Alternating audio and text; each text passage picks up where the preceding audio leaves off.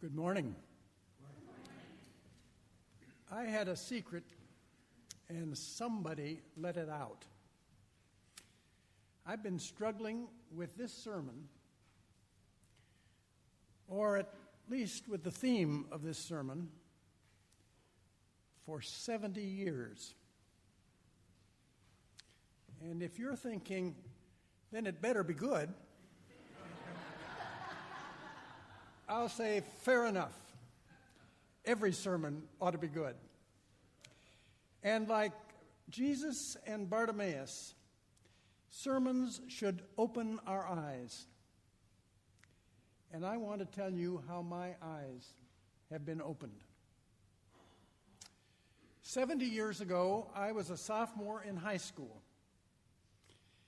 In those days, before television and the internet, Sunday evenings were date nights for teens, and the churches in our little Iowa town provided youth groups, at least partly to accommodate the teenagers and partly to provide a safe haven.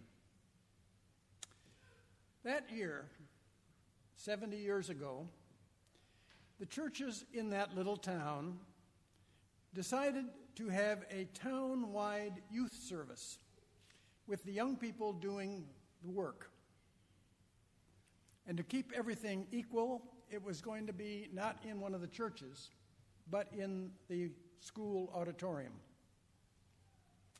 Somebody had discovered that hymn that we sang a few minutes ago, the church's One Foundation, had a second verse that easily divided up into segments, and that we could divide up the whole program and make it from that second verse of that hymn. Elect from every nation, yet one o'er all the earth. Her charter of salvation, one Lord, one faith, one birth. One holy name she blesses, partakes one holy food, and to one hope she presses, with every grace endued.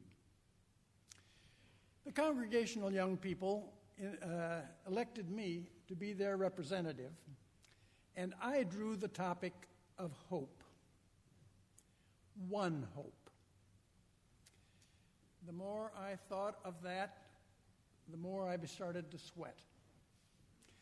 I knew it was a different kind of hope than hoping that Carolyn would go with me to the school dance, or that our football team would win over our big rivals, Esterville.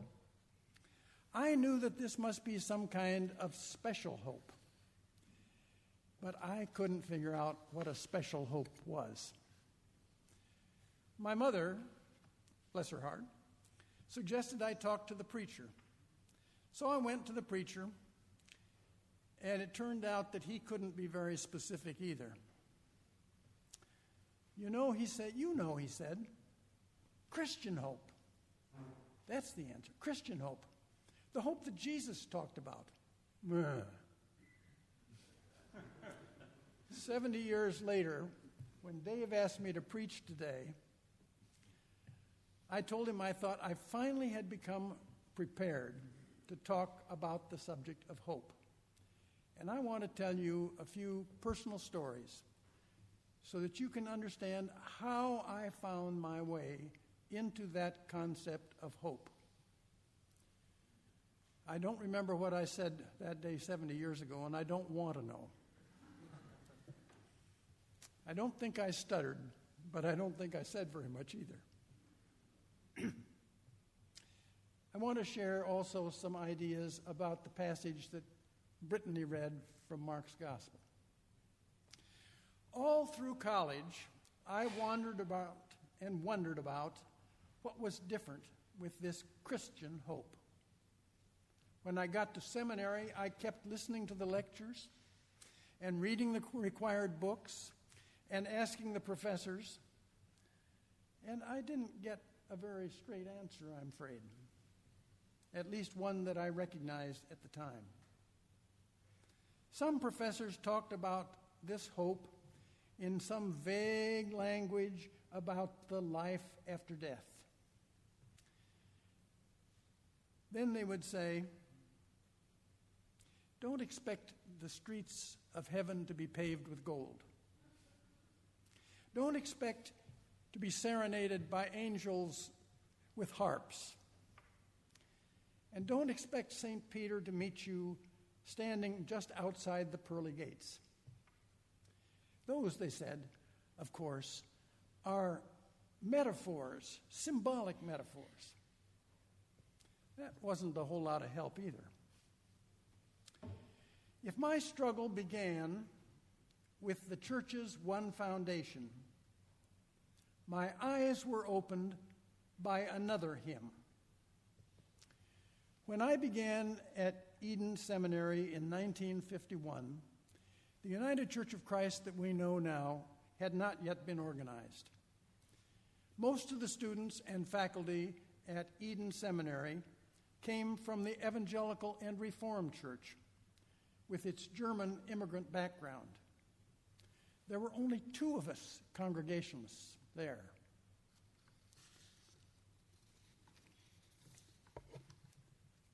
But only 4 years earlier than that, several of the faculty and the parents of a couple of my classmates had been to Amsterdam for the World Council of Churches' first assembly. Those were in the days right after the World War II. The horrors of the war were still everywhere to be seen. And these Americans at the first assembly were stirred by a hymn that they had not heard before, that was new, that was put to the tune of Handel's Judas Maccabeus.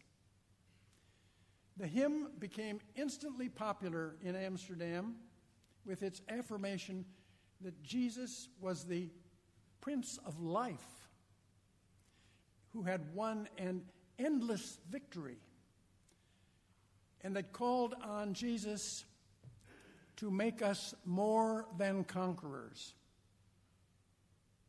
through his deathless love. In Amsterdam, words like victory were given a new meaning, and the upbeat, even rousing music communicated hope to the delegates over all the world who listened to the speeches and debates of men like John Foster Dulles, a Presbyterian from the United States, who later became Eisenhower's Secretary of State, who wanted to talk about man's inhumanity to man.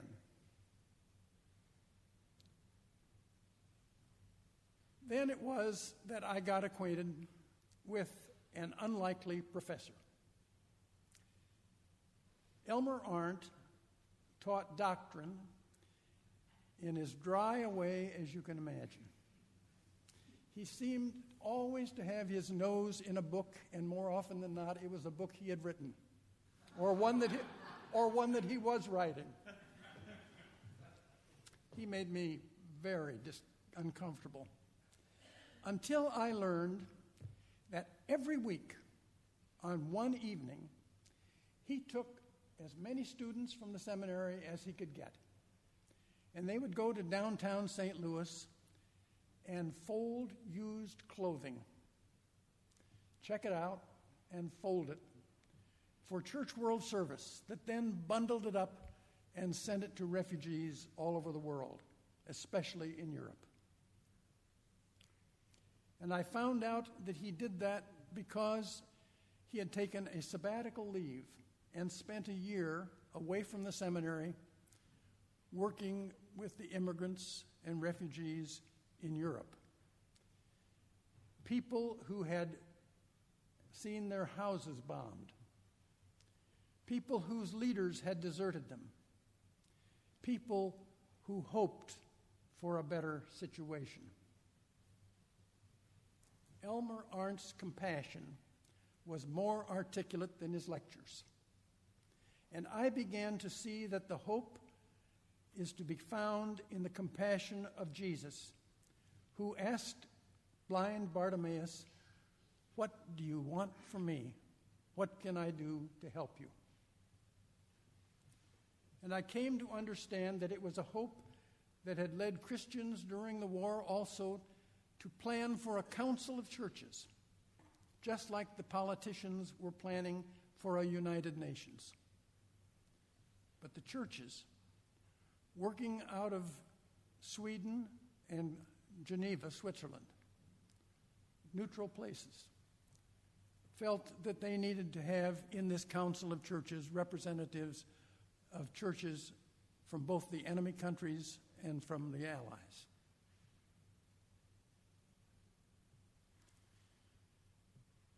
At Eden, I discovered that hymns are often the most effective teachers of theology, and that compassionate service is the most eloquent form of testimony.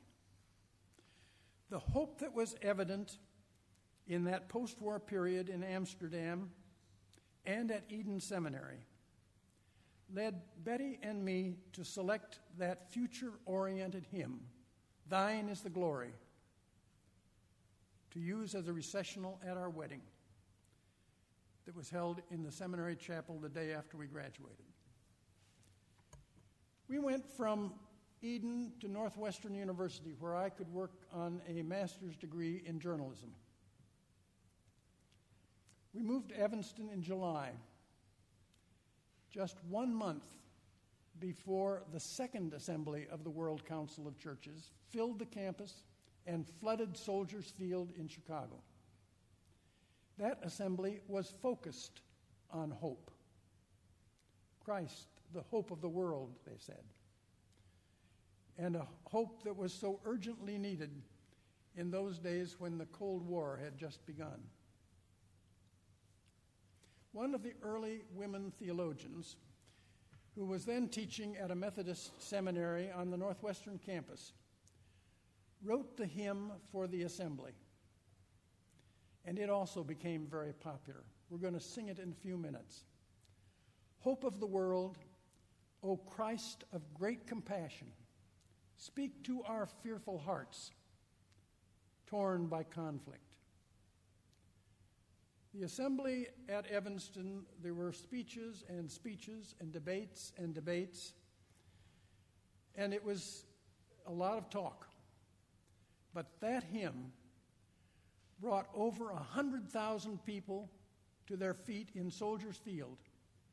And I don't know whether you can imagine 100,000 people singing a hymn together that they had never heard before, but which was stirring enough to carry them through.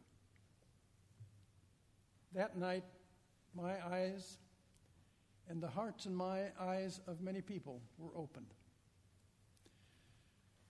Other hymns and other situations have also helped me find a meaning for hope. I want to mention only one more. In the 1980s, I was working with the National Council of Churches and was the administrator for a program which was designed to introduce American Christians to their counterpart in what was then the Soviet Union. We brought Soviet Christians to the United States to visit our congregations, to eat in our homes, and to talk with some of our political leaders.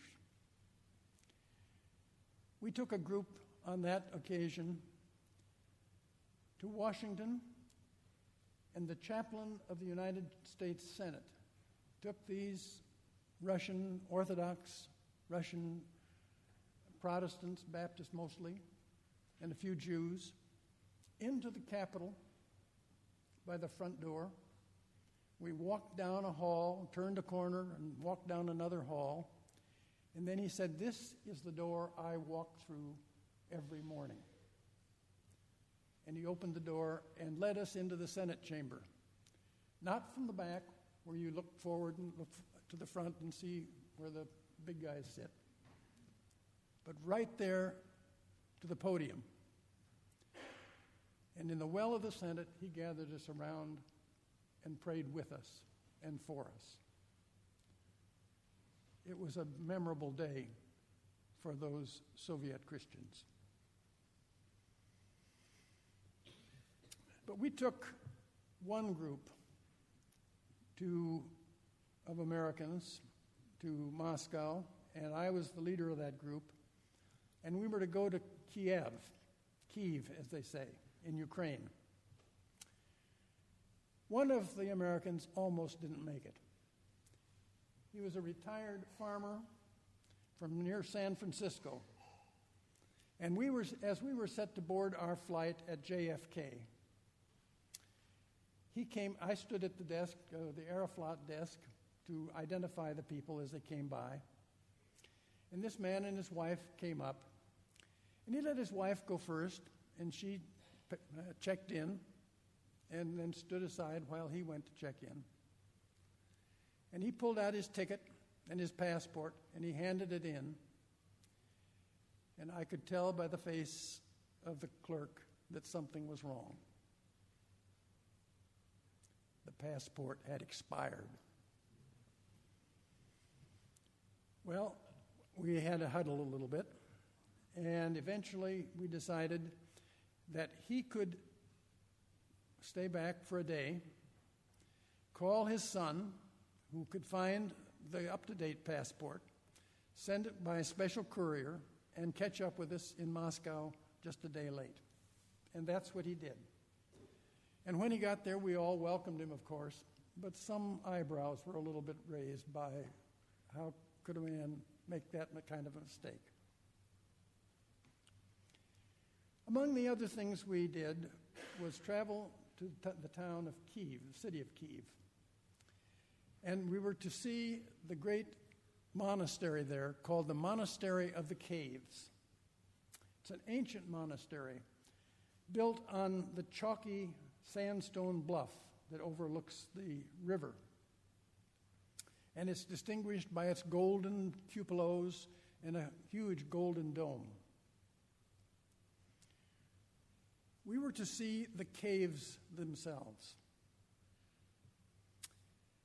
And we were told that monks for centuries had gone down into those caves and prayerfully scraped out of the chalky substance a space where their body would be buried. Not buried, really, set on a shelf, because they were all over. And I thought, oh, I don't think I want that. But the group wanted to see it. And it was a beautiful and serene place. I decided to walk at the back to kind of keep the line moving, get them through this as quickly as we could. And then that retired farmer who couldn't keep his passport straight, up to the front of the line, began singing. For all the saints who from their labors rest. You were their rock, their refuge, and their might. You, O Christ, the hope that put fears to flight. So my understanding of hope came in part from a man whom I thought was pretty stupid. But he had a spirit, I don't know where it came from, but he taught me a lot in those moments. So we come to a comment about the scripture lesson this morning. The words that Mark wrote, only 7 verses, were placed in that position in the New Testament to be a bridge between 2 other sections. Mark often did that kind of thing.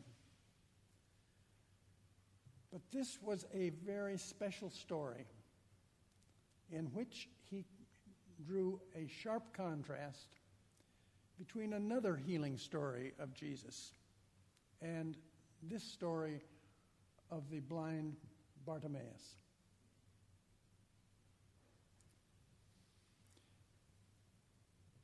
The other story that perhaps you thought of, many people would, was a story of a leper who was healed. And before he could say thank you to Jesus, he had disappeared in the crowd. And the gospel writer in that case looked a little askance at why that was done that way. Maybe it was because he wanted to go and tell his family that he was healed. Or maybe he just he'd been an outcast for so long that he just wanted to hide from everybody by getting lost in the crowd. But this Bartimaeus, not only were his eyes opened after he told Jesus what his hope was, but he joined in the way, the scripture says. Just those three lines suggest that this man became a follower of Jesus. And indeed, it is recorded that he was at the cross with the disciples the day that Jesus died. It seems to me that story shows how eyes can be opened. And for me, a very important way that eyes are opened are through the hymns we sing. Because I think more theology is found in some of the hymns than we get sometimes in long-winded speeches, maybe than in a bundle of sermons.